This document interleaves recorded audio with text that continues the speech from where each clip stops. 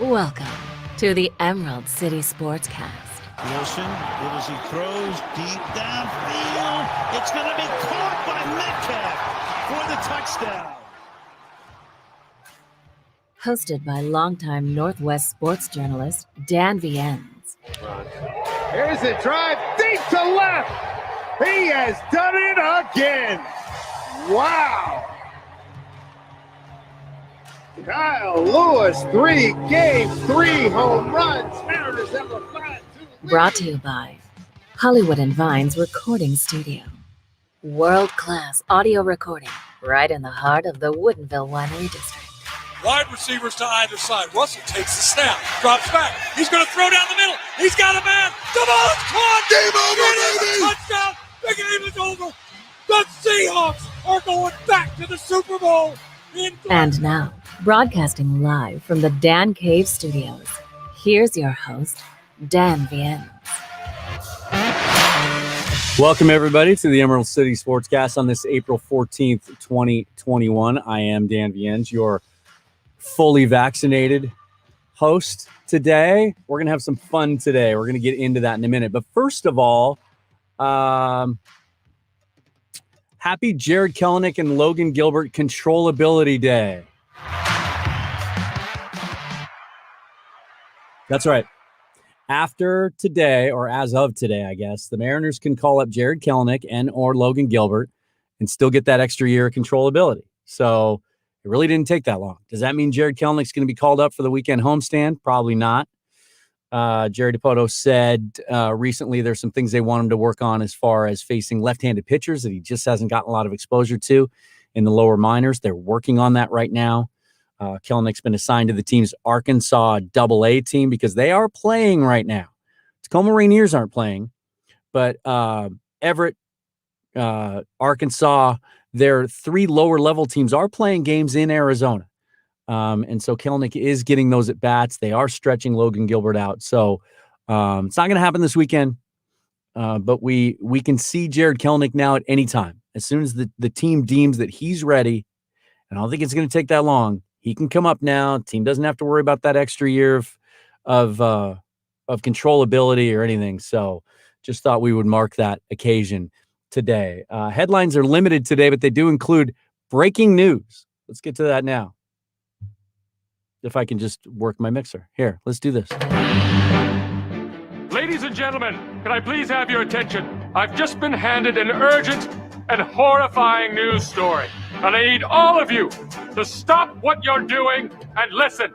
And now, here's today's headlines, brought to you by FreeBets, the newest online sports betting comparison site. Check them out at freebets.us. The Seahawks have come to terms with veteran defensive end Aldon Smith on a 1-year deal. That news just coming down in the last hour. They have added now to what is already the makings of a dynamic group of pass rushers. Some quick history on Smith. He was the 7th pick in the 2011 draft and then began his career by terrorizing opposing QBs, racking up 33.5 sacks his first 2 seasons alone. But then issues with substance abuse and domestic violence, among other things, derailed his career, and he was suspended and out of the league from 2016 to 2019. He resurfaced with the Cowboys last year, registered 5 sacks, 3 of those against the Seahawks, you'll recall, 14 quarterback hits and 50 quarterback pressures. However, he failed to record a sack in the season's second half. So at the age of 31, it remains to be seen if Smith has anything left in the tank and if he's truly left his demons in the rearview mirror. But the Seahawks have been interested in him for a while, dating back to the trade deadline last year. We know that. And now we know they have finally added him to the fold. Let's get into that. Let's talk some football, and let's bring in our friend Erik Briggs for the first time ever. We're making a little bit of history today. Video.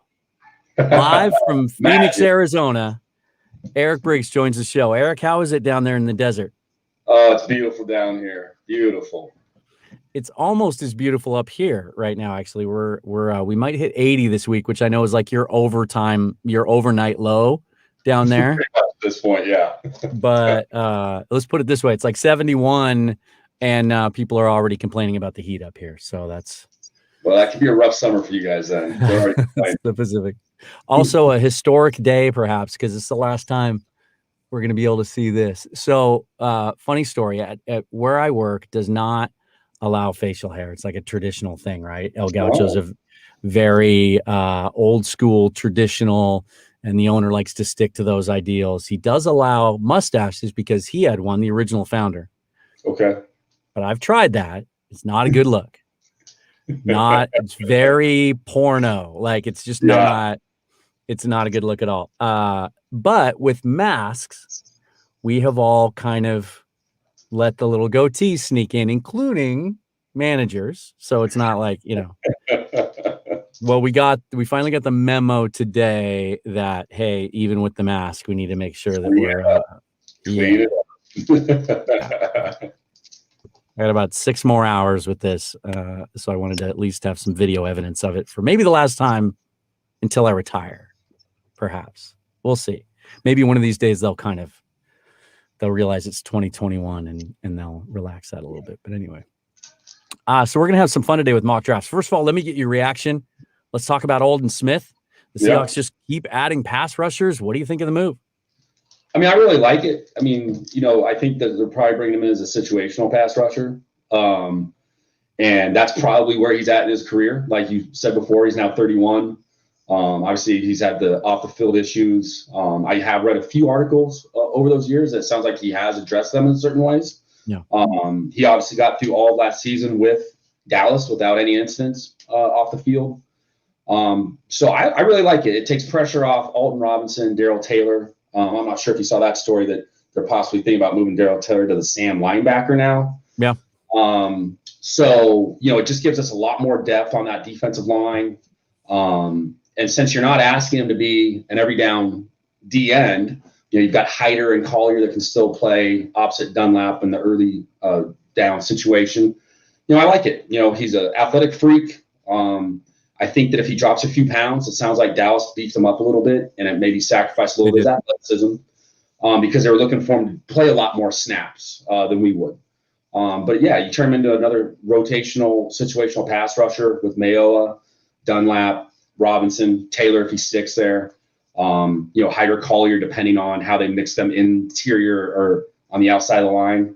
I like it. It's good depth, and it really now leaves the Seahawks in the position where we don't have a lot of draft needs, which is good when you only have 3 picks. So I do like this.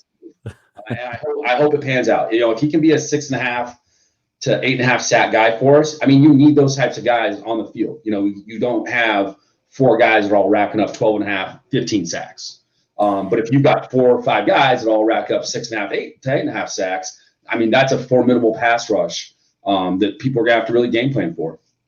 Yeah, it really takes us back to 2013 and 14, right? I mean, it's Pete Carroll's on record back then as saying you can never have too many pass rushers, and what made people forget Michael Bennett and Cliff Averill were backups on that Super Bowl winning team, and they had Chris Clemens and they just had so many guys that they felt like they were all more effective if they limited their snaps and didn't make them play every down.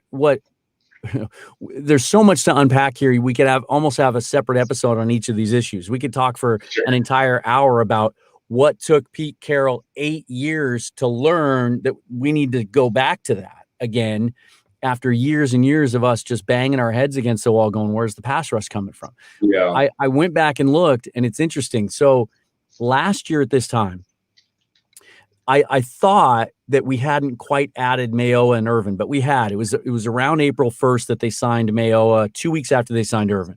So but that was it. They pretty much stopped there until the draft. So going into the draft last year, I actually took this. This is from an NBC Sports story, announcing the Mayoa signing. This is a quote. Mayoa joins an edge rush rotation currently led by Irvin, followed by Shaquem Griffin and Rasheem Green. That was the pass rush a year ago today. Yes. Then they added Taylor and Robinson in the draft. Taylor coming off a broken leg, Robinson being a 5th round guy. You look at now with, inside, as you mentioned, Poona Ford, Brian Monet, Al Woods. I think now, just because of pure numbers, I think we could see LJ Collier full time now being moved inside. And then on the edge, you have Dunlap, Hyder, Robinson, Taylor, Mayoa, Smith, Green. The numbers don't work. Not all these guys are going to make the team. Even if you were to move Taylor to that rush Sam, which some people think he can really play well, the Bruce Irvin role is what you're talking about. So many questions. So what does this mean for Darrell Taylor? What Aldon Smith's going to show up? You mentioned that he bulked up. He worked out with Jay Glazer. They got him up to about 280. Part of that was because the Cowboys wanted to use him inside outside. Yeah. Story broke yesterday from a guy who covers the NFC East that the Seahawks actually not only met with Smith as long ago as early March, but offered him a contract at that time. And then there were, quote, personal issues that kept a deal from being consummated. Some people read that as maybe he had a relapse. Here's what I think. I think they met with him 6 weeks ago and said, here's the role we see for you. Can you take some of that weight off again? Yeah.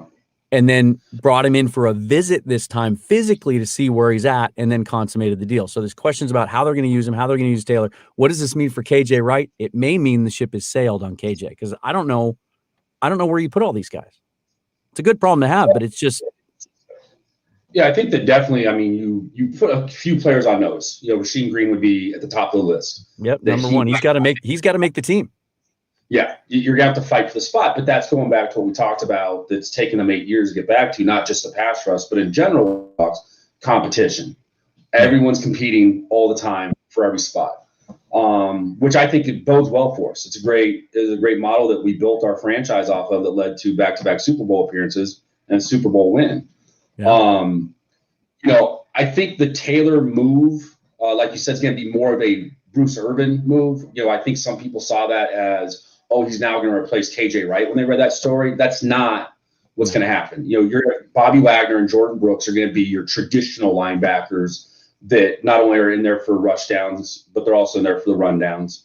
So I think that, you might be looking at, some other people on that roster that, they're going to be fighting for some spots.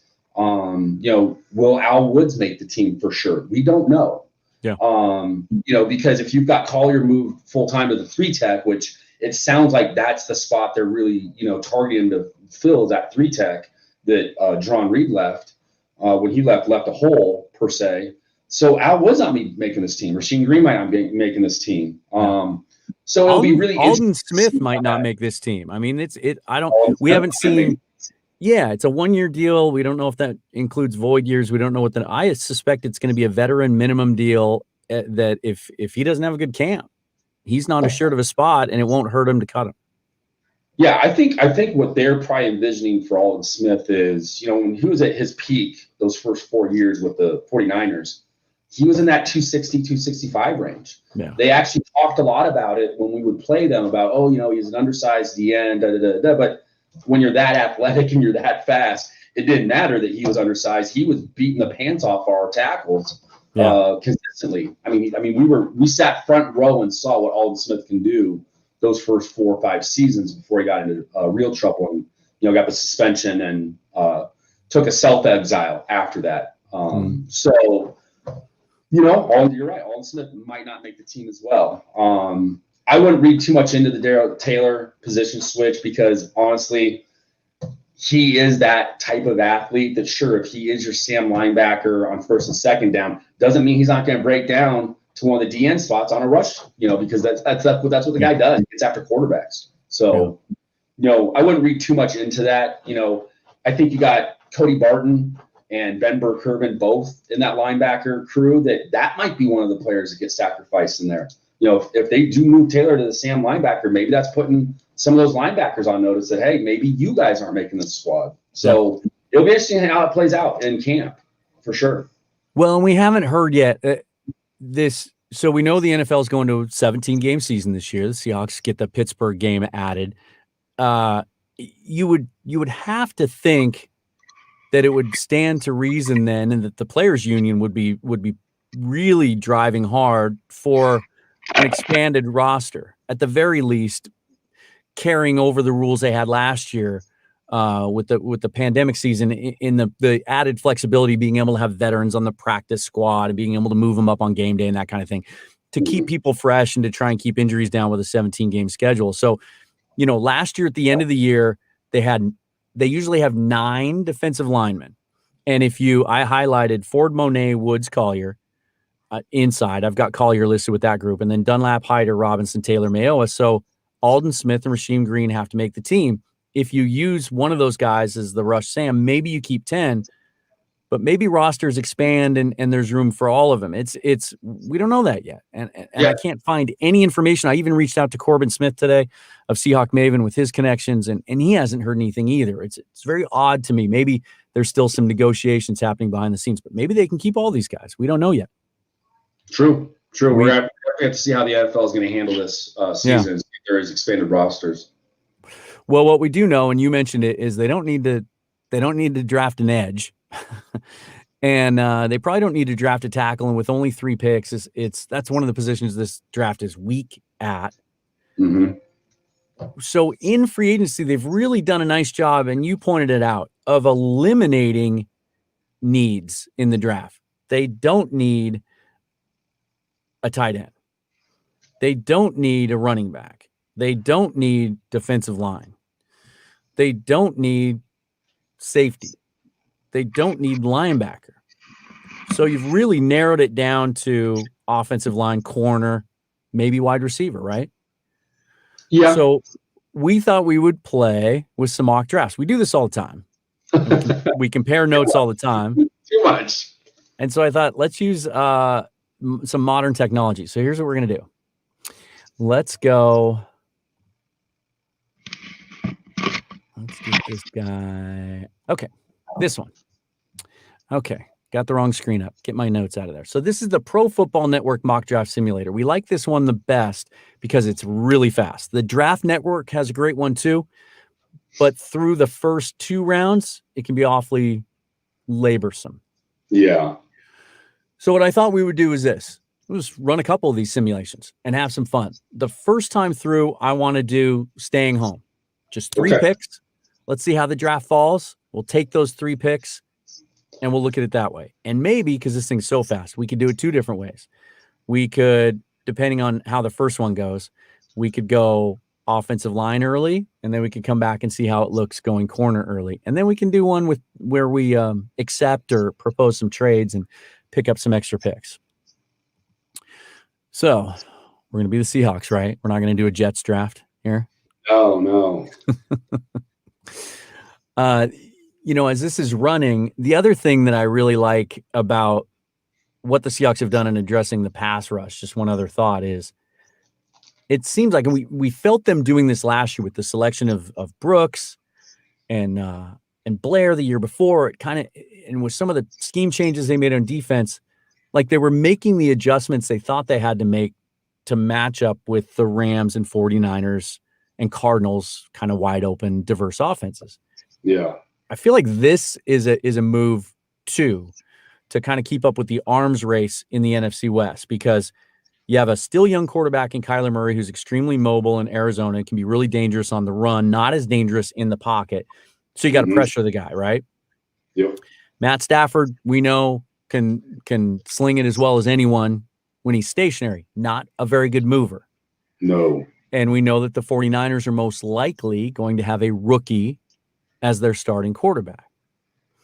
So what's the best way to match up with all 3 of those teams is get after the quarterback. And that's obviously what they're doing. So I like it from that aspect too. Yeah. All right. So we're on the clock at 56. We have 2 trade offers.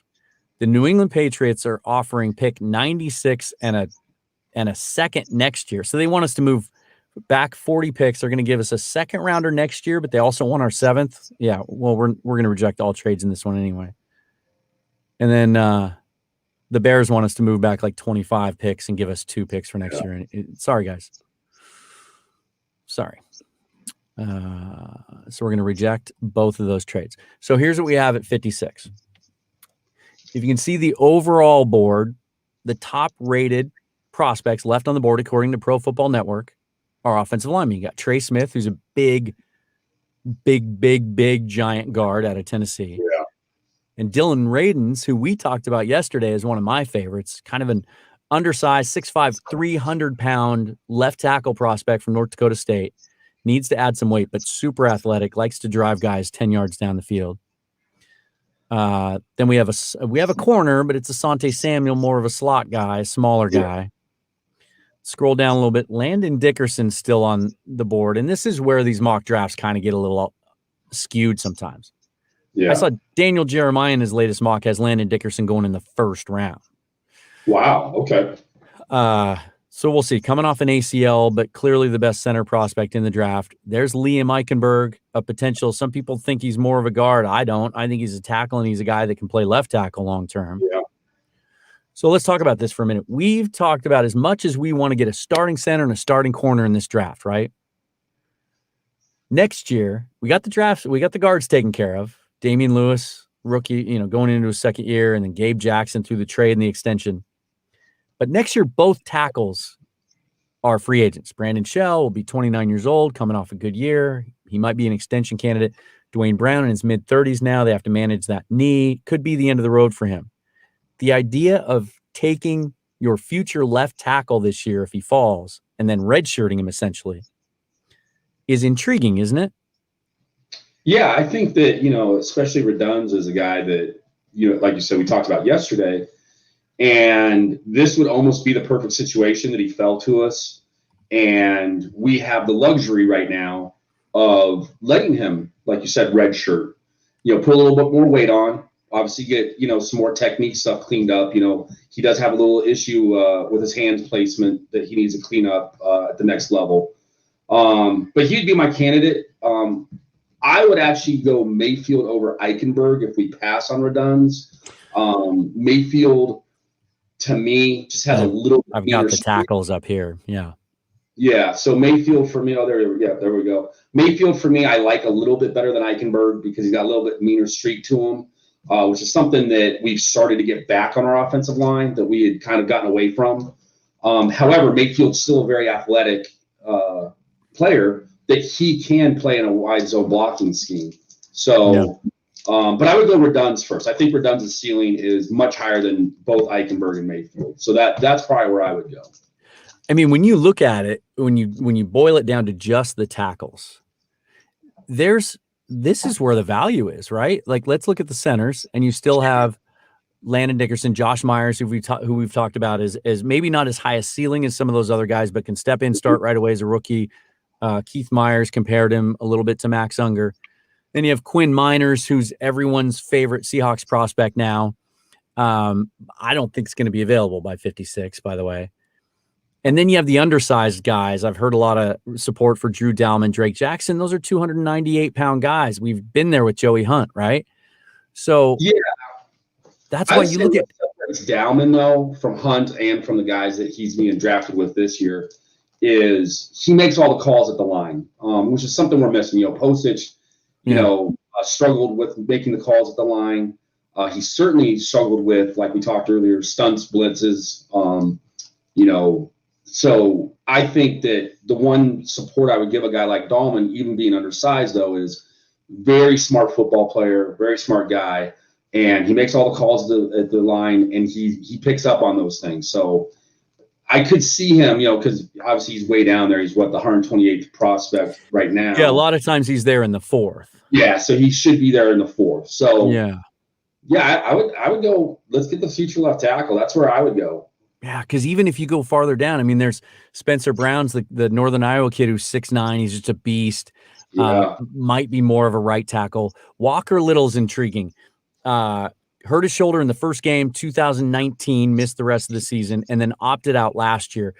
Preseason 2020 was talked about as a first-round pick, a potential franchise left tackle. Yeah. He's sliding because no one's seen him play in almost 2 years. Brady Christensen, some consider an elite pass protector and a potential franchise left tackle. Jackson Carman was in some late first, early second round mocks early in the process as just a beast of a right tackle. There's crazy value here. So I'm with you. Yeah. And I'm not knowing specifically what the thought is on whether Radins can add functional strength and bulk to that frame or not. Sometimes guys are maxed out, right? Yeah. Haven't read anything along that line. I know it's small school, but you watch his tape and he's killing guys, and he just has a joy for playing football and really athletic. So I'm with you. Let's go. Dylan Radins is the way that their play-by-play guy from North Dakota State was pronouncing it. Doesn't seem right to me, right? You want to say Reduns. Yeah. So Radins, got it. Radins, yeah. We could, maybe that kid's wrong. Who knows? I've worked in North Dakota in broadcasting. They're not all top shelf up there, let me tell you. All right, so now we go 4th round. And now it's tough. Let's just click on centers for a second. So Dowman's gone. Drake Jackson's there, and then a bunch of projects. Trey Hill is interesting as a 3-year starter. He's a big guy. He's much more suited for the power block. Yeah. Not a great lateral mover. Yeah. If you look at the overall, there's some receivers there that are interesting. I like Seth Williams out of Auburn. I think he kind of fits. Stevenson a lot. I really like Stevenson. Both those guys kind of match up with what the Rams do. But now we're looking need, right? Let's see what's still there cornerback wise. So DJ Daniels, an interesting dude. He meets barely. He's barely 6 foot. He's got the 32-inch arms and the right wingspan. He's a guy that played really well in 2019 when I'm trying to remember his teammate, a guy that was drafted higher, his name, and I can't right now off the top of my head. He was out. Daniel took over, played really well. Yeah. And then moved back to a rotational role actually in 2020. Wasn't a full-time starter, but has some good tape. Kind of fits the mold, might be a guy that can play outside for the Seahawks. And then some of the guys that I really love are gone. Keith Taylor's gone. Yeah. He drops to the 4th a lot of times. Although Taylor's a guy, and I know that a lot of people know him here from UW. He was the best corner on the field at the Senior Bowl. He's 6'1", but he doesn't have the arm length of the wingspan. Now, Pete Carroll has said DJ Reed has kind of opened his eyes about some of that stuff. But I don't know that Pete Carroll would want both of his starting corners to not meet those thresholds. Yeah, I think that'd be tough, especially in our division. Some of the wide receivers that we have to play twice a year for us to run 2 guys out there that are under 6 foot, under 32-inch arms. So I don't see that either. It is interesting, though. The NFC West has kind of gotten away from the big receiver. Obviously, the Cardinals just added A.J. Green. Larry Fitzgerald retires, he hasn't officially retired yet. But Hopkins is a bigger receiver. He's not a small guy. Yeah, right. More of a possession guy.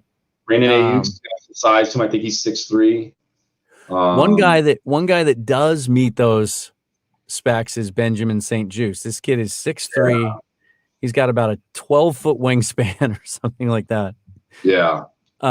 He's a project. Probably not going to play as a rookie, but definitely guy. I mean, he looks like he kind of looks like Richard Sherman. He kind of looks like Brandon Browner. Like he's just massive for the cornerback spot. Yeah.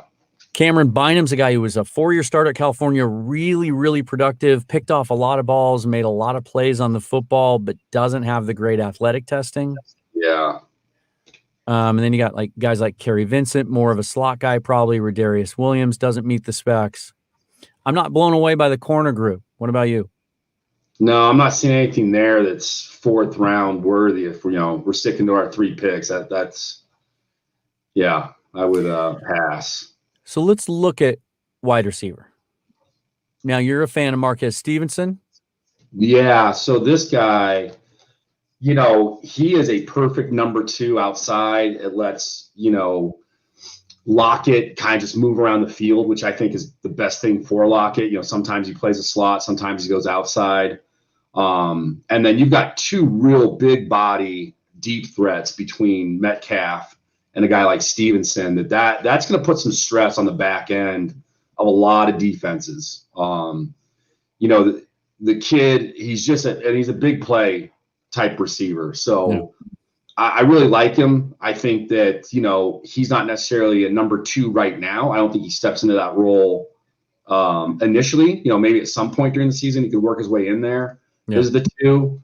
But he would certainly right off the bat challenge Swain for the number 3, and Penny Hart. Penny Hart's still here, so he would definitely be battling those guys for snaps. That's for sure. Well, that's interesting that you mentioned Penny Hart because, I really love Shi Smith, but he's a guy 5'9", 5'10", inside guy, really quick and shifty. Could really be exciting in this Rams offense. But then I look at, they got Penny Hart and they got John Ursua, who hasn't really gotten a chance yet, might with this new coordinator. Aaron Fuller, who undrafted free agent last year at a UW, I think he's a little bit taller than that, but kind of fits that inside mold. So I do think if they're going to draft a guy, outside makes sense. I think Seth Williams kind of matches that sort of profile too. 6'2", kind of reminds me of Robert Woods, sort of in that offense, shifty enough, fast enough. I mean, in the 4th round, you're not going to get guys with elite skills. But what do you think about taking a receiver here over a center who we kind of like, but probably isn't going to be a starter? Yeah, because, go back to centers, both the top 2 guys, Drake Jackson and Manet, if that's how you pronounce it, from Penn State. Manet's a power blocking guy, doesn't, he's a small box center, in other words, he's not very lateral mover. Yeah. So he would struggle with us moving to the wide zone blocking scheme. I mean, I guess you could make an argument for either Jackson or Hill at this point, but I would probably go wide receiver. If you've got a value up there with Stevenson or the kid out of Auburn, Seth Williams, you almost have to go with that because I think if you're going with the draft philosophy of draft the best player available, I think right now you're seeing wide receiver position. Let's take a peek at one other thing, though. I want to take a peek at guard and just see if there's any guys out there, not really, like David Moore out of Grambling State.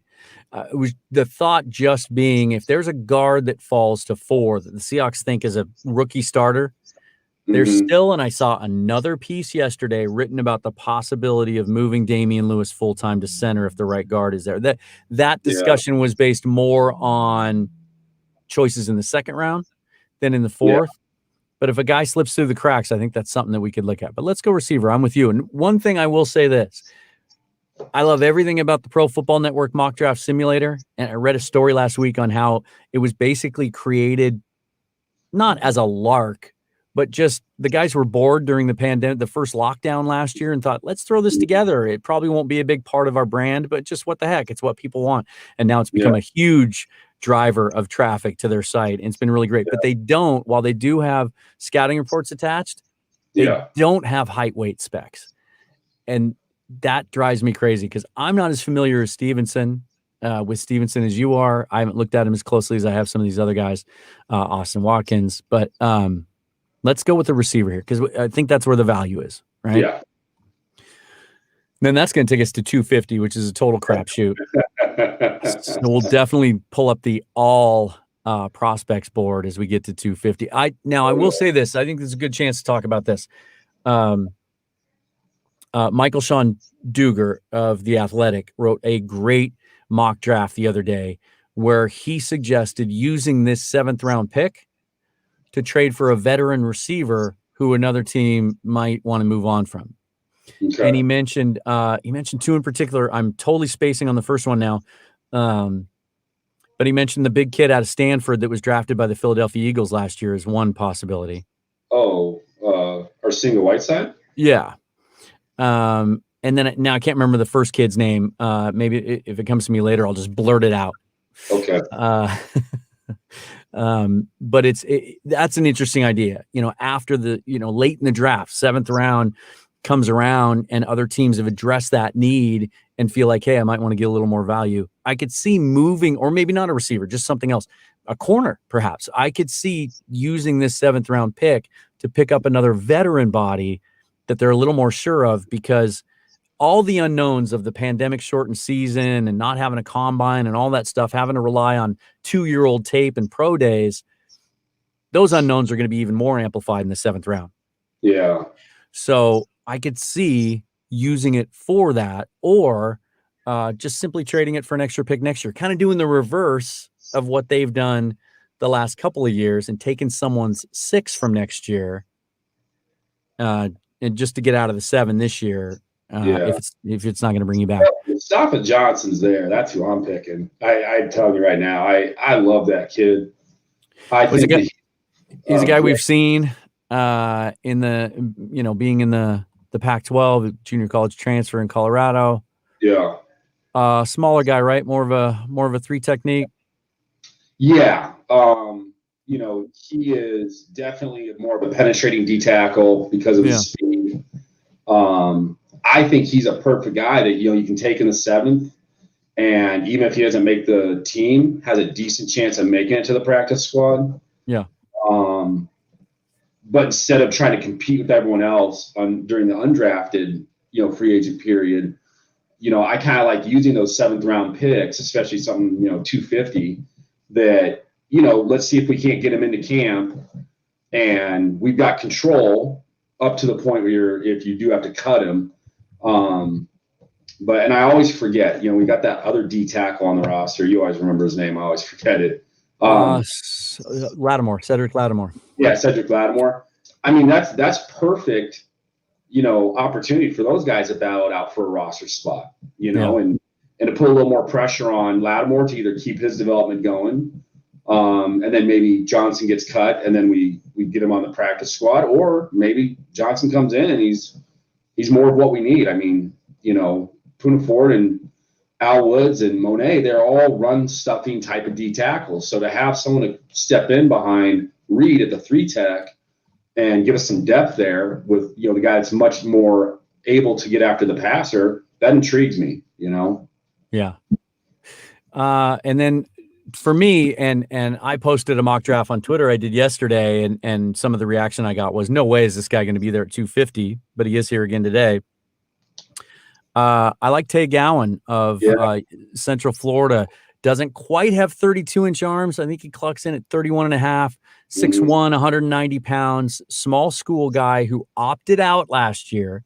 So again, small school, only played 1 year as a full-time starter and then opted out. But in that 1 year as a full-time starter, couple picks, 8 pass breakups, really good technique. I could see him being kind of a late round project that the Seahawks like to take on. I could see them going corner here. Yeah, I'd go Tay Gowan. Of all the corners that we're looking at, I would go Tay Gowan. Especially because, if you read his negatives, and not just on this one, I've seen on some other write-ups of him, that's all stuff that's coachable, if he accepts the coaching. So, he's got the speed. You can't coach speed. So he's got the speed. He's got the size that we talked about. You can't coach size. You can't make these guys any taller. Yeah, I think at his pro day, didn't he he ran like a sub 4.4, I think. Yeah, I think it was like a 4.38, 4.37 that range. So yeah, that's a guy that I would definitely, either him or Johnson, but with our needs, I'd go Gowan. With the needs that we have, Gowan would be my pick. So let's see how that looks. So if the Seahawks, if everything falls apart, and teams might be less willing to trade up this year because they don't want to sacrifice draft assets with all the unknowns, they might feel like, hey, let's take as many shots as we can, get these kids into camp and see what works, right? Mm-hmm. It's conceivable they may end up with only 3 picks. Sure. And we also know about the Seahawks. Any game that we talk right now, there's a 99.9% chance they draft someone that we've never even been looking at. So it's more important to look at types of players. Don't get hung up on the specific player itself, but exactly types of players that fit that mold. Yeah. And I could see the Seahawks, with this draft, if they stayed put and did those 3, it looking like this, offensive tackle and or center, a wide receiver and a cornerback. I think those, if you said, hey, you only got 3 picks and they all had to be at a different position group, this would probably be the 3 position groups they would hit, in my opinion. I'd say, and I like the way this looks, because the more I look at this, the more excited I would be if they took a tackle, a guy that can legitimately play left tackle long term. Yeah. Or at the very least, can play one of the tackles so that you have one of those spots long-term locked down next year. And then if you have to go out, put all your cap space or all your assets or whatever to get a left tackle, then fine. Yeah. Because as much as we all think it'd be great to find a day one starting center in this draft, I just feel like the value of this long term makes more sense. Centers are a little easier to find.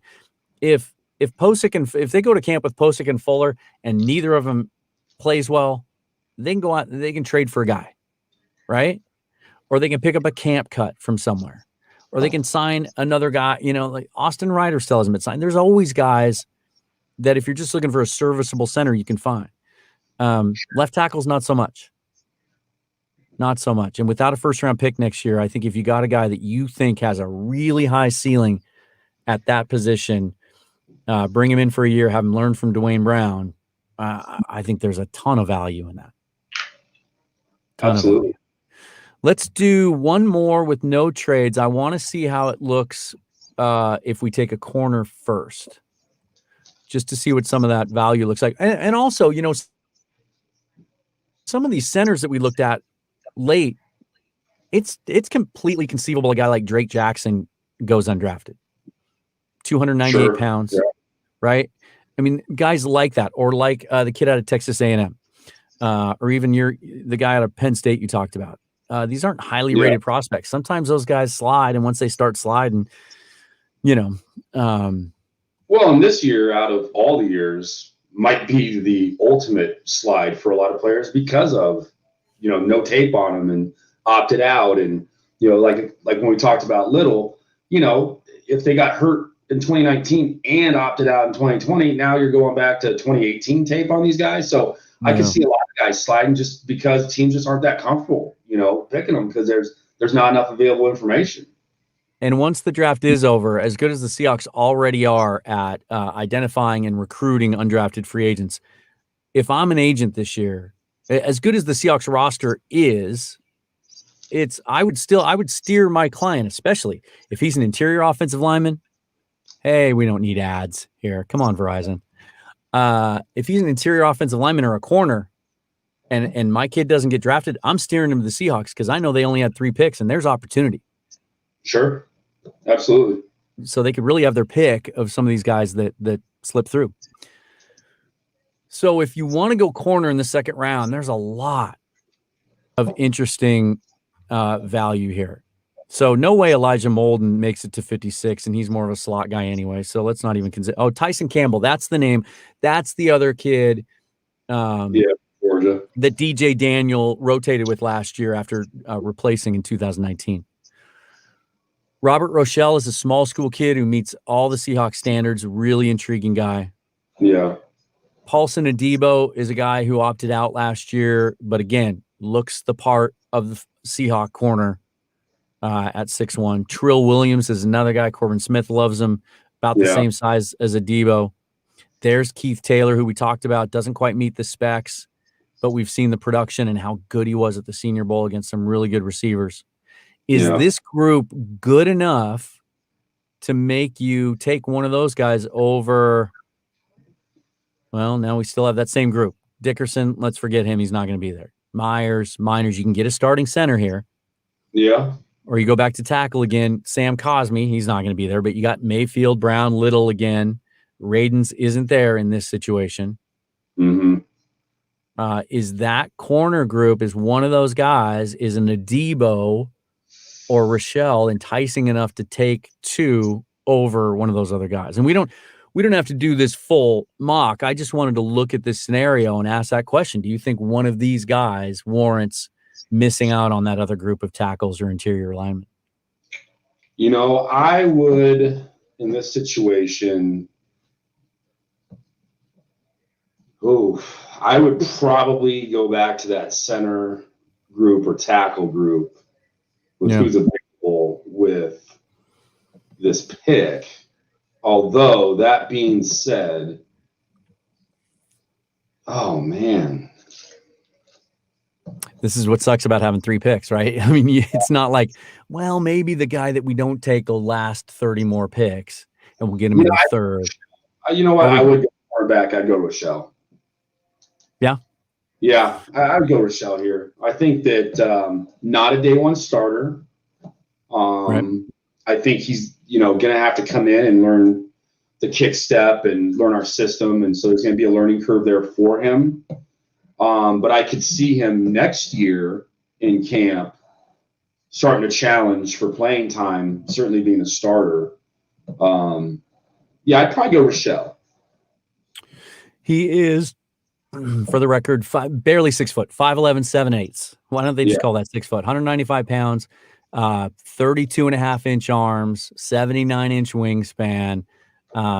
Small school kid, really interesting. I like a Debo too, but I think I could see Rochelle enticing the Seahawks more and intriguing them more because of his upside. So I do think the drop off from here, let's just take him and see what happens. The drop off from here to the 4th round, you can still then get, I bet we're going to find some maybe not center, but some tackle prospects here in the 4th round that are interesting. So if we go look at center again, in this case, the same guys are there as they were the first time. But if you go tackle, like Jalen Moore, Western Michigan, Tommy Doyle, Miami of Ohio, those are 2 guys that some people think have a chance to be long-term starters at left tackle, at the very least right tackle. Yeah. So these are guys that are really interesting to me. I could take a Jalen Moore all day long in the 4th round and still feel pretty good. And let's say you take him, whether you like Doyle or Moore, because then you get down to the 7th round and there's usually still some interesting receivers. Oh, I thought we were going to get Simi Fehoko, who some have he will not be there. Some have comped to DK Metcalf for his just freakish athleticism. Yeah. Trey Walker's a guy I really like as a slot inside guy with great hands, had a huge monster season for San Jose State last year. Des Fitzpatrick is a guy with a lot of experience. Tyler Vaughn's a 4-year starter at USC. Really looks like he would fit that Rams kind of crossing route offense. See, lots of value here in the 7th round as receiver. Let's just pick one just for the sake of it and see. Now you've got a really high upside corner, a potential, not potential, I think Jalen Moore's floor is right tackle starter and his ceiling is left tackle starter. Sure. A lot to get that in the 4th round is great. And then a guy who could compete for playing time as a rookie in Trey Walker. This combination looks pretty nice. It does. It does. Yeah. All right, let's do one more, but let's do some trading. Let's have some fun with this. So we'll see what's offered, and then if nothing is, there's a couple of scenarios that match really well on the trade chart that we can do just to see what, picking up an extra 4. Okay, so here, see this. We talked about this before we went live. Yeah. This seems to happen to me a lot. So the Vikings want us to move down like 20 picks. See, I do that trade. But then, giving up 250, now you're going to get 78 and 90. Yeah. Because I've noticed that 90 to like 110 range. Yeah. A lot of good players left there.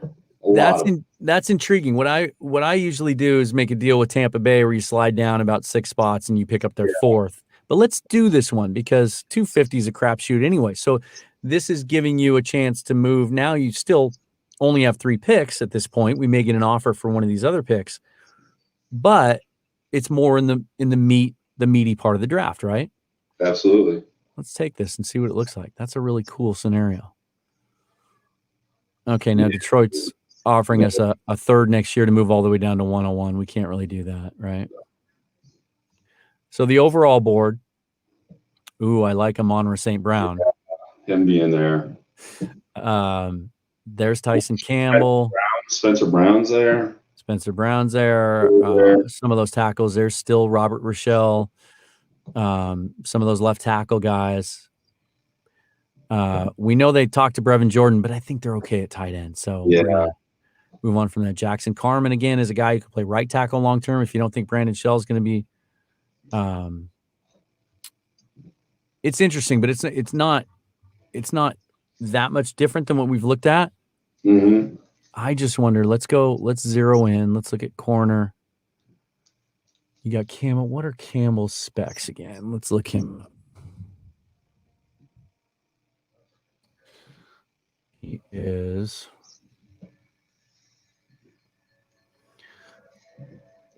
6'1", 193, 32-inch arms. Intriguing. NFL.com has him graded as a guy who will be a starter within his first 2 seasons. And then there's Rochelle, who we really like. And then let's go back to they've got Dalman. I don't know at 78. That's a little rich for me. And then you're definitely into the second tier of tackles. I kind of feel like corner is still the best value. Yeah, I would go Campbell there. And then you only drop down 12 picks, and then boom, here you go again. Now in real life, given where the Seahawks are, I would consider a deal like this. You move down 2 spots, pick up an extra pick next year. Yeah. That I would take. Yep, the Bills are offering us 161 to move down 3 spots, so let's take that. And these are the kind of trades that happen all the time, right? No. Yeah, I don't want to give up any. Oh, look at the Bears. Just keep trying. The Bears just keep trying to offer us their shit. Want our people. Oh my gosh. They're like, "Are you sure you don't want my couch? How about my bedroom furniture? How about this beanbag chair? Just take it all." Wow. I'll take. Yeah. No, that's. I like because since we dropped to 78 and then we moved out to 90, I'd stick at 93 if those are the offers we're getting. Yeah, that's an interesting offer. Okay, so we went corner, right? I'm trying to keep up here. We can click on this guy here and it'll tell us. Yeah, we went Tyson Campbell, and then we got 93, 129. I like that. I like those deals. It really kind of moves us up into some value in the draft. So now let's just check linemen again. Ooh, the tackles have all been picked clean, although you've got Moore and Doyle there still. Dalman is still there at 93. He could make sense. Mm-hmm. Wide receiver, let's see if there's some really intriguing. That's the same, kind of the same. So here's an interesting dude, and maybe with the next pick we can talk about him. But Demetric Felton, to me, is really interesting. He's a running back that was converted to receiver. They played him there in the Senior Bowl. The Seahawks clearly now, we found out in the last week, don't like their third down back situation because they tried really hard and put the full court press on trying to recruit Giovanni Bernard before he signed with Tampa Bay. That doesn't bode well for the guys on the roster who are hoping to be the pass-catching third down back. Available. Yeah. Let's wait. Let's keep that in mind for maybe 129 or wherever that was because he's really interesting. Ben Cleveland, if he's there. See, now we're in a scenario where at 93, a Ben Cleveland might be too good to pass up. And even though they went into the draft. Scheme guy. I get worried now that if we're switching to a wide zone blocking scheme, Cleveland, he's much more of a power guy. I don't know if he fits anymore. You've seen him run though, right? What's that? You've seen this dude run, right? Oh, I know. He's athletic. He's athletic. Yeah. Who's there at running back now in the draft, on the draft board? What's that? Who's there at running back right now? Trey Sermon.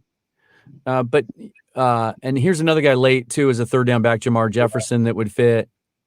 Sermon's more of a first and second down guy. A lot of people who cover Seahawks drafts like Kylan Hill.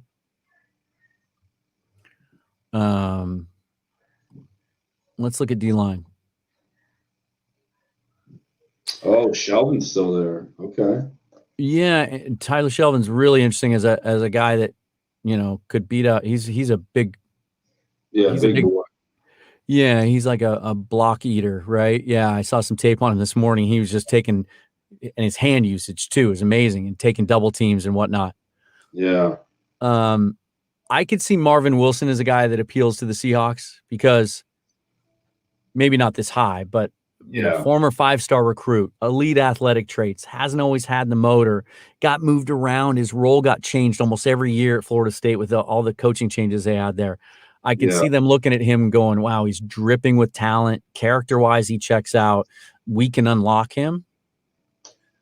Shelvin, I don't know if he makes sense in light of the fact that they brought back Al Woods and they have Monet and Ford to play there. that can play the nose. Here's a spot where I could see the Seahawks going, like looking at linebackers or safeties. And I just haven't studied linebackers or safeties in the draft because I don't feel like it's a big need. But I could see them taking a guy. Chaz Surratt's interesting, the converted quarterback. He's a real, he's a run and cover type linebacker. Kind of a hybrid. I could see him going that way. I could see him taking a safety. Okay. And then, this is again where you could take the developmental, you could take Jalen Moore. So what are we thinking? I don't know which way to lean. This is a different part of the draft board that I've been in, Me too. Adebo's still there. No, you're not going to go two corners. No. I love Ellerson Smith as a small school edge. Reminds me a lot of Max Williams from 2 years ago, who I wanted so bad, but he's not going to make the team. I kind of feel like a DT. Go back to the centers real quick. Yeah, we could go Dalman here. Still think it's too high. What about guard? Guard, we had Cleveland. Deontay Brown at Alabama. Again, he's more of a big people moving kind of dude. He is. David Moore's a guy who looked great at the Senior Bowl and got some snaps at center at the Senior Bowl.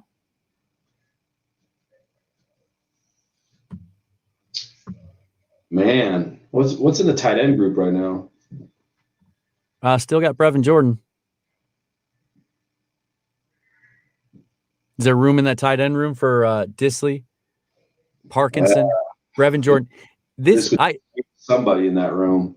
So this is interesting because I see with Shane Waldron coming on board, I could see this kind of being an outside the box thing where I think Cody Parkinson could end up being more of a receiver on that roster than a tight end. And we've even talked about him being used as a big slot, like essentially a 6'7" Cooper Kupp in that offense. Absolutely.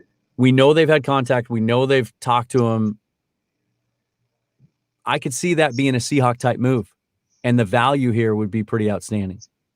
Yeah, I'd go Brevin Jordan because you know what? We typically carry 4 anyways. And Disley coming to the end of his rookie contract, right? Yeah, be the 4th guy in the room, and yeah, I'd go Brevin Jordan. I like that value. There you go. If only the NFL gave teams like 8 minutes per pick, then they could go through those kinds of discussions like we just did. All right, now let's see. See, if Drew Dalman had been here now, I would have picked him. I would have been all over that.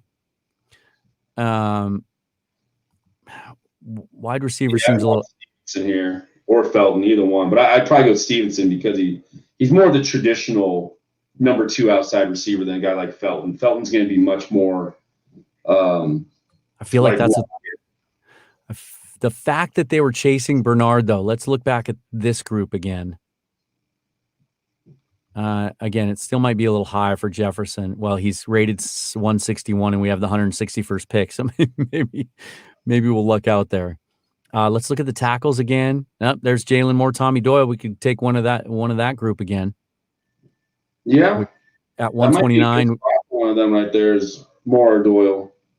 You like? Yeah. Which guy do you like better? I mean, it's kind of a toss up. They're both small school guys. Yeah. I do like Moore a little bit better. Let's see who Pro Football Network likes. Lacks quick and fluid footwork off the edge. Well, let's see if Doyle's footwork, if they mention that. Okay, they say better suited for guard. That's always kind of that's like the default. Like Doyle's a physical specimen, entered the season with high grades from scouts. Or 2. Yeah, let's go Tommy Doyle. Van Lennon. He's a guy that Van Lannen's a big heavy-footed right tackle, only typical corn-fed Wisconsin dude. Got it. Doyle is a guy that Daniel Jeremiah specifically mentioned the other day as someone he thought really high upside that a team could take and really groom. So that's kind of a cool pick. Wide receiver here at 161. Yeah, so just to recap, got Tyson Campbell, Brevin Jordan, Tommy Doyle. None of the good centers are there. So receiver, Austin Watkins is interesting. He's kind of a mid-sized guy, again, that could fit in that Rams offense really well. Frank Darby out of Arizona State, I'm surprised is there. Looked good in the Senior Bowl. We saw him play in the Pac-12, 6'2", but plays bigger, wins a lot of 50-50 balls. Yeah. Kind of reminds me of David Moore a little bit. Palmer at Tennessee is very interesting too because they really had poor quarterback play the last couple years. Yeah. That's not all that encouraging for Cougar fans, by the way, for you to say that. Considering that quarterback transfer. Click on Moore's little write-up. Let's see what it says. Who's that? Palmer. Click on Palmer's write-up. He intrigues me. Minimal quickness, no real burst in his game, cannot run to the deep throw, occasionally does a bit of double catching. Okay. Let's look at Austin Watkins. Consistent receiver, displayed progress in his game each year, not a vertical threat, would be a solid fourth wideout in a timing offense. That's the offense that they're bringing on. Yeah. What about 5 Indiana? I think he's a bigger wide receiver, if I remember. Oh, nice. Yeah. Okay. Well, he's diminutive, according to Pro Football Network, who wants you to just guess at how tall he is. Yeah. Quick, creative skill player. I mean, that's still something that is interesting. Jamar Jefferson's still there. That might be my pick, actually. And he's surprisingly, like, he kind of fits the Seahawk. Like, he's like 5'9", 215, right? Yeah. He's a bowling ball. But really catches the ball well. And I think that's what they're looking for. You want to go Jamar Jefferson here?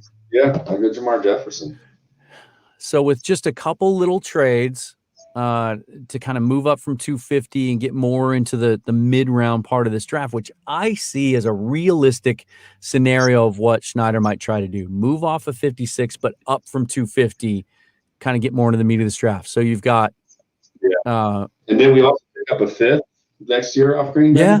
Yeah, got a 5th next year. Okay.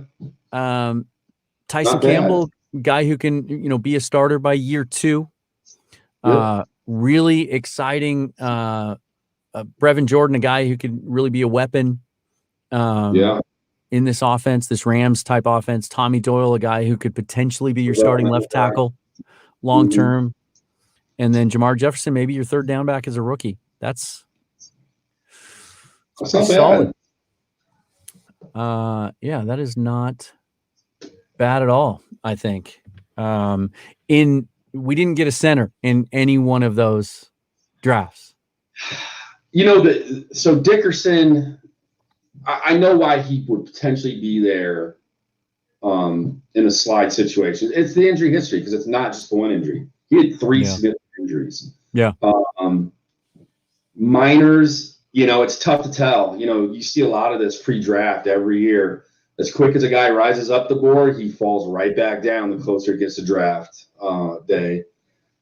Myers intrigues me. Of the 3, I think Myers has the best opportunity to be there at 56 from Ohio State, the center. But I don't know if there's a guarantee any 3 of those guys are at 56. And then, like you said, once you get past those first 3, the drop-off is significant enough that you're not picking a guy. Center at 56. You're not taking Dahlman or Drake or you're just not, or Bennett. You're just not taking those guys. It's way too high. Yeah.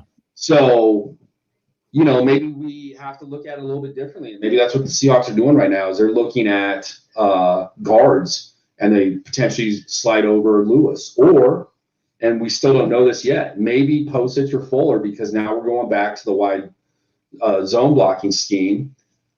Maybe they're better suited for that. I mean, Posick is a more athletic guy. Now, I've got questions about his mental part of the game, but maybe Fuller. Fuller was a 3-year starter, I believe. At Baylor, Yeah, at Baylor. So maybe they really have something where they're looking at him, and they think that maybe he would be the guy, and Posick is going to be more of the backup for both guard spots and center. That's a possibility right now. So. Yeah. When you look at the Rams over the last 3-4 years when Shane Waldron was there, they never really invested a lot of money. They gave decent money to Austin Blythe to bring him back on the 1-year deal last year. But he was a undersized kind of center with shorter arms and not a great athlete. And they were able to operate that offense effectively without having an elite center. And they've also significantly upgraded the guy to his left.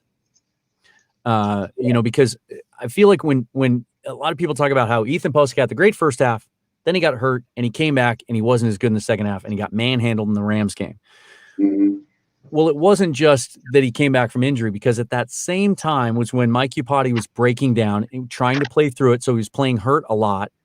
Yeah. And when he wasn't able to play through it, then Jordan Simmons was sliding in there, who's just not very good. And I don't know why the team keeps bringing him back. Putting Gabe Jackson there on your left side, plus Damian Lewis now with another year under his belt. Mm-hmm.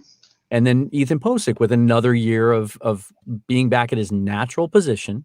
Yeah. Posick's still 26, 27. It's not like he's old. Right. He's definitely now entering the window, though, that your development at this point is kind of coming to the end. Like, this might be his last year that we could still see a significant step forward in his play. Yeah, this would be the year. If he's just what he was last year, then they certainly move on. Yeah. And maybe Fuller even takes over for him at some point during the season. But if he does take a significant step forward, he could earn himself a 2-3 year deal. So I like this last draft the most, because I think we played it the way I hope Schneider and Carroll play it, which is just take the best players and don't reach for need, and also don't reach for.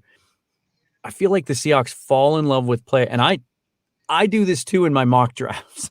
Yeah. There's certain this year more than ever, because I just didn't have the time to dive into the whole draft pool the way I did last year and in previous years. So there's certain guys I know and I like, and I try to steer my draft around those guys. I feel like the Seahawks have been guilty of doing that too, where it's like, man, we love Rashad Penny.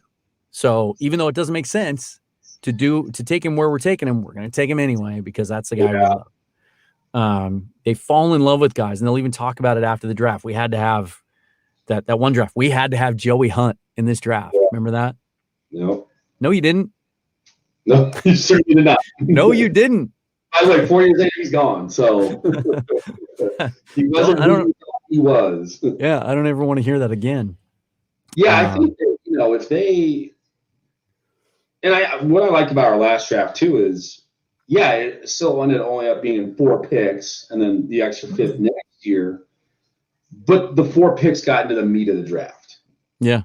So I think we ranged from 72nd to 161. That was our range. 78 to 161. Yeah. Yeah. That's nice. That's really good. I mean, that those 4 picks from 78 to 161. Mm-hmm.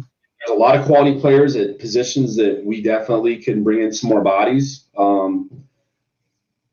So I'm good with it, and maybe if we dove into some more of those guards, maybe there's some guards out there that we're just not looking at that would let, Lewis slide over, because they can come in right away as a day one starter. But like you said, a lot of us, myself included, like I've done the simulations. I read up on some guys that kind of always fall in that range. But I mean, talk about the NFL draft's a crapshoot anyways. Yeah. But this year it's like a crapshoot with a blindfold on. Yeah. Like it's going to be hard on a lot of teams. And I think that there's going to be some players that, if you start talking about steals, everyone loves to talk about, this guy's a, 3rd round steal, stuff like that. I think there might be, in hindsight, a lot more steals than years previous because of the lack of information. Well, and conversely, I think there might be more busts. I think teams might tend to overdraft players who played at bigger schools and played a full schedule last year over some of the guys with the unknowns, even though they may have more limited ceilings, may not have the upside. And they look back a couple years later and go, geez, we just took Cleveland Farrell again, because we just wanted the safe pick. Sure. So it's going to be fascinating. 2 weeks from today. Yeah, is the first round, which I actually took that night off from work because at the time I put that request in, I thought there was still a legitimate chance that Russell Wilson could be traded. But I still think it's going to be a really interesting first round. I think they may set a new record for trades. I think a lot of teams are going to make moves up and down, and it'll be fun to watch. Before I let you go, I want to talk a little bit about baseball. The Mariners are just started. In fact, I want to get out there and watch this doubleheader. They got this new thing where they only play every other day and they play 2 games. It's kind of cool. So 5-4 to start with. Won the series against the White Sox. Good team. Mm-hmm. And I know they're playing the Orioles now. What are your overall impressions 2 weeks in of this Mariner team? Kind of thought it's kind of playing out the way we talked about a few weeks ago. It's a young team. There's going to be a lot of frustrating moments. We've had a few of those games already. Mm-hmm. I did think the starting pitching was going to be a lot better, especially Marco Gonzalez. He's had a little bit of a start to the season. Obviously done in Sheffield, little rough start to the season. But now Kikuchi, wow. That's huge for us. If this is going to be the pitcher we get, obviously we got a terrible break, and he personally got a terrible break. James Paxton, going down, season-ending surgery. But, we kind of knew what we were. Bullpen's not going to be a strength for us. They've blown 3 games for us that I can remember off the top of my head. Young bats start off a little cold. There's been some signs of life from Trammell and Crawford lately. Ty France, wow, he's living up to it. I really like that kid. What a great piece we got in that trade. But yeah, like I said at the beginning, if they can hang around 500 for the entire season, to me, that's a huge step forward for the organization. It validates a ton of this rebuild that we've gone through and says we're on the right path and we're moving in the right direction. So if we can avoid that big slump, you go 2-13, 3-15 sort of slumps that teams can fall in that are young and don't know how to right the ship. If we can avoid that, I could see this team, 75 to 85 wins. And if they can get in that range, man, I think that's just going to be great. And also just the valuable playing time of the young kids. We're finding out, hey, is Crawford going to be our everyday shortstop or not? We need to know that at some point, because if we're going to compete and your shortstop can't get above the Mendoza line, we need to know that. Obviously, Seager has earned we're picking up his option. If we don't pick up his option, I'm stopping watching baseball. Just do it today. Just do it today. Yeah, and Haniger looks like whether we keep him or he becomes trade bait. He's putting together a season right now, so fingers crossed he stays healthy. Yeah, it's fun. And then Evan White's got to start hitting. He's just that's it. I know you can't continue to hit the ball as hard as he's been hitting it and not have that batting average start to reflect it. Yeah. So really interesting there. And I'm keeping my eye on Torrens right now behind the plate. I know why they play Murphy as much as they do. I think at some point in this season, to find out if Torrens can take over from Murphy, he's going to need to get some more playing time. And it's not specifically at bats with him right now. It's more about getting him behind the plate, calling the game, making sure that he's holding base runners and all the good stuff that you need your catcher to do. So I'd like to see where he's going to end up. Are they going to start to lean a little bit more his way as the season progresses or not? And then, like you said, at the top of the show, Kelnick and Gilbert. When are they coming, baby? Let's get to it at some point here before the end of April. That to me, if we're still talking about Gilbert and Kelnick and they're not up, and this is May 5th or May 10th, I'm gonna be like, okay, WTF, guys, what's going on? You can't just keep holding them down there, because honestly, I know they want Kelnick to work on left-handed pitching, but hey, if he's coming up to the big leagues anyways, work on these guys.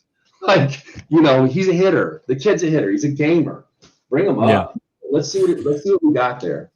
Yeah, I think I'll say this about the first 2 weeks. First of all, if you'd have told me that Marco was going to have 2 poor starts, and he and Dunn both pitched the doubleheader today, really key day for both of them. Yeah, he was going to have 2 poor starts. James Paxton was going to be out for the year after 24 pitches, and Kyle Lewis wasn't going to have a single at bat. I'd have taken a 5-4 all day long and run with it. Sure. The other thing that I really like is we were so worried a month ago about the effect that this Kevin Mather thing was going to have on the organization. And once again, there were Mariner cynics, and there were people that were overreacting. Fire them all, throw the baby out with the bathwater, get rid of the whole thing. The whole organization stinks. What I like, and I think this is a credit to Scott Service and Jerry Dipoto, it kind of plays to their strengths as managers and as communicators. I think it's way in the rearview mirror. It hasn't affected the clubhouse. These guys have 3 comeback wins already out of the 5 wins, 2-0 in extra innings. The clubhouse is great. And regardless of what you think about Scott Service as an in-game manager, he's the right guy for this team at this time. And they really seem to have something going there in that clubhouse. And even the Kelnick thing has worked out. The fact that Taylor Trammell, if he was 2 for 30 right now, then you could be clamoring for Jared Kelnick. But as soon as Kyle Lewis comes back this weekend, when they return home, and you got Haniger and Wright, Taylor Trammell is playing pretty damn well. It's hard to justify taking time. But there will be a day, and I don't think it's very far away. I don't think it's any more than 30 days from now, provided Kelnick's producing in the minors the way that we expect he is. And it's hard to find any kind of box scores or information on what's going on down there. You need to go check out. They're not letting people into these games, are they? No. You need to go poke a hole in a fence somewhere or something while you're down there and see what's going on. Right. I think about getting one of those little, construction lifts, just drive up, raise up over the fence and a selfie stick and just kind of, when he's ready, they're not going to let the 26-man lineup affect that. They can, with Dylan Moore struggling the way he is, you don't necessarily have to play him as many days as you maybe even send him down to work on some stuff himself. And then you can rotate Trammell and Kelnick and Haniger and Lewis into the DH spot, kind of keep those guys fresh and let Ty France play every day at second base or give Kyle a day off at third once in a while. I don't think that'll be an issue, but it sure makes it easier now. If Trammell was really scuffling, then I think that the cries would be louder. But I think it's really worked in their favor, and now they can just kind of do it on the timetable that they want to. So same thing with Logan Gilbert. I think the fact that Paxton went out kind of maybe started that clock a little bit more. Margavicius can certainly hold down that spot, but when Gilbert's ready, they're not going to go, Margavicius is pitching pretty well, we don't want to take him. They're going to make that move when they feel like it's time to make that move. Yeah. And I think with Chris Flexen, his next couple starts, they're going to be key for him too. He had a good one, he had a bad one. But certainly in that first start, wow, I was impressed. I was impressed with his first start. I didn't get a chance to watch the second start, so all I got to see was a box score. But I think he had 6 walks, 5 earned runs. So a little bit rougher, obviously. Yeah. All right. Well, I'm gonna go watch some of that. Cool. Thanks for hopping on, and we'll get together again the week after the draft for sure and break it all down. Yeah, man. Appreciate having you on. Absolutely, man. Go get some sun and say hi to the family, and we'll see you soon. You too. Thanks, brother. Erik Briggs, once again, joining us here on the Emerald City Sportscast. So some cool stuff. Continue to follow me on Twitter at Seahawks Forever, because I'll probably do about 1,000 more of these mock drafts between now and 2 weeks from tonight when the draft gets underway. 2 weeks and 1 day for the Seahawks. But kind of be prepared for this, that there will be a little bit of moving around the board, but this is going to be a draft unlike any other that we've watched as fans or covered as journalists. There's not going to be 9 picks, 10 picks, 11 picks, as much margin for error. This draft is going to be judged on how many long-term starters come out of it. And if you end up taking 4 guys and 3 of those 4 play key roles, this can be a more successful draft than some of the 9, 10, 11 player drafts that they've had for sure. Again, Seahawks Forever on Twitter. If you're watching on the YouTube channel, please hit subscribe so you get notifications of live shows in the future. Next week, Corbin Smith of Seahawk Maven is going to be joining me 1 week before the draft, talk about some of his favorite prospects and maybe the approach he thinks John Schneider is going to take into this draft. So again, thanks for joining me, and we'll see you next week. Let's see what kind of music we want to play here. Let's do this one. I'm Dan Viennes. This is the Emerald City Sportscast. Thanks for watching. We'll see you next week.